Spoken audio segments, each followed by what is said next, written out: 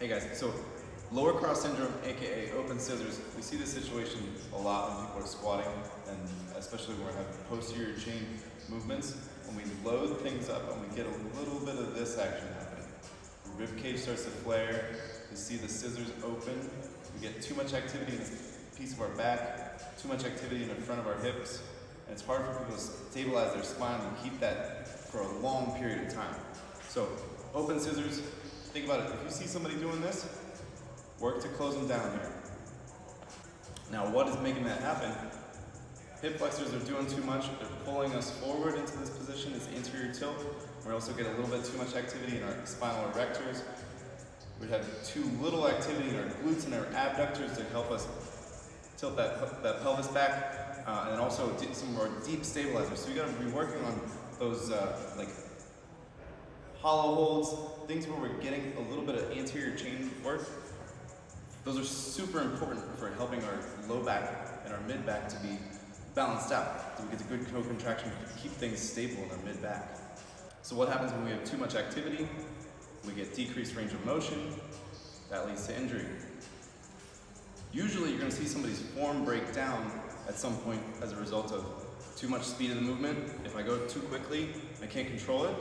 If there's too much force, if I have too much weight on my back potentially, or if we're doing a lot of repetitions towards the end of the set, things might get a little fatigued and we might start to revert back into some bad patterns, right? We start to see those things happen when we get tired. Obviously it's good for us to be doing posterior chain exercises, back squats, deadlifts, broad jumps, kettlebell swings, all of these hamstring exercises that help to develop all that power in the back. That being said, we have to be smart about giving some variety of movements. If we're only ever doing bilateral posterior chain movements, we end up in these situations where those specific muscles that we just talked about are always getting work. And in the sagittal plane, which is front to back, we don't get to have any rotation or lateral movement in the frontal plane. That's why we do accessory work, so that we can get those things worked out. That's why we do unilateral work. That's why we work on rotation and we do our 4 pillars of movement.